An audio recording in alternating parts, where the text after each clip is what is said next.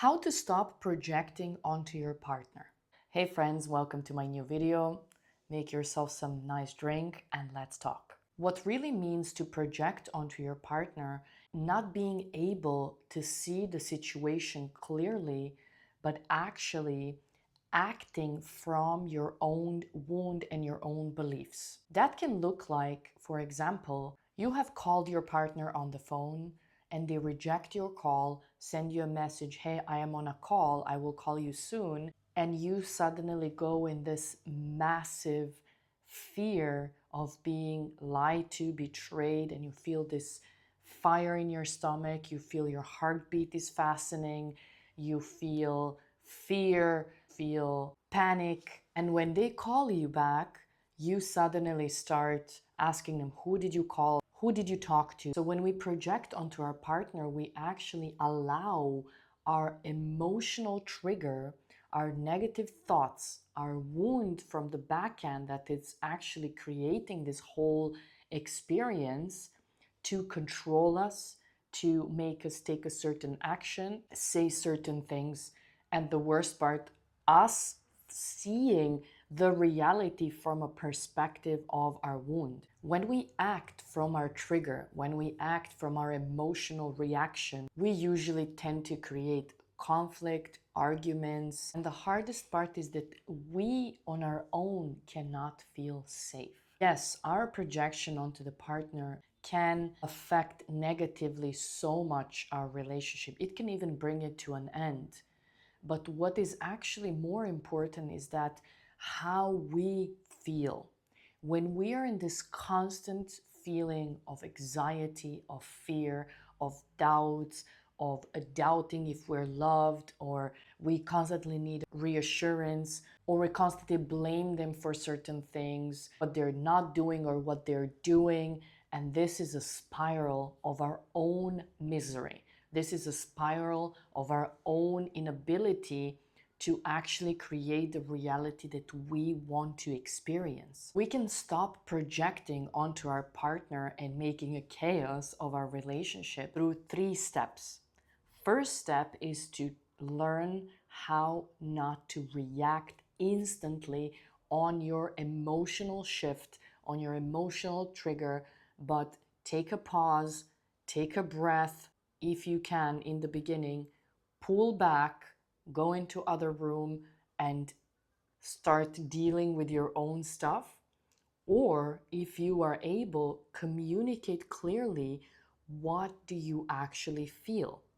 It's totally different in the example that I gave. When they call you back and you have all your doubts, it's completely different if you go instantly from the trigger and start asking questions. Partner, who did you talk to? Why did you talk so long? Why you didn't call me back? Are you cheating on me? What are you doing? Or if you say, hey, I don't know why, but when you didn't answer, I suddenly start feeling this fear like you're cheating on me or you're talking to someone else. It really made me so anxious and I really feel afraid. Two different approach. The reaction of your partner will be completely different. And what is most important, you will feel different because when you act from fear, you will create more fear. But when you act from truth, then you open the door for truth. Second step is whether you have communicated properly or you pulled back and went into other room just to process your own thing. It is very important to go within and choose to deal with the root of your fear. Why in the first place you even have these doubts, you even have this fear? Where is this coming from?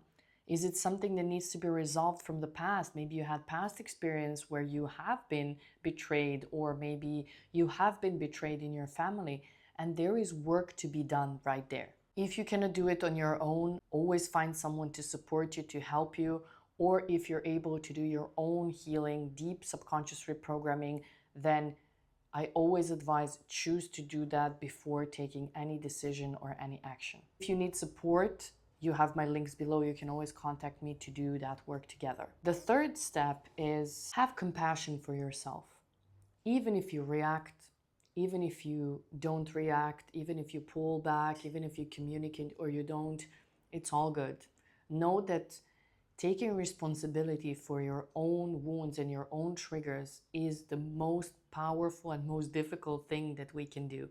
The hardest thing is to stop pointing finger in someone else and start really taking responsibility for your own emotional state, doing the work of your own integration of your shadow, of your wounding and your beliefs. And the example that I gave you with a phone call is actually an easy situation where it is just your projection. But imagine if you're really in a situation where someone actually really cheated on you or really betrayed you or did something wrong to you. Can you also in that situation not project, not blame? That doesn't mean it's okay what they did. Even in those situations where someone did wrong to you, not project. Can you take responsibility for your own creation even in those moments? This is the mastery. This is the mastery of soul evolution. To fully understand that you are the creator of your own reality. This is not just manifesting your goals. This means anything that is in your reality, any person, any event, any experience, is a reflection of your inner state. I have explained this in details in my other video, How to Be a Real Creator of Your Reality.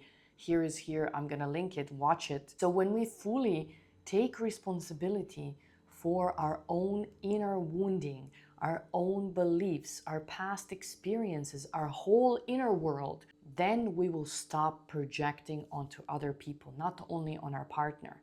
We will understand that our reaction, trigger, any situation, any person in front of us is a reflection of something within, which doesn't mean there is something wrong with us. It doesn't mean that it's our fault.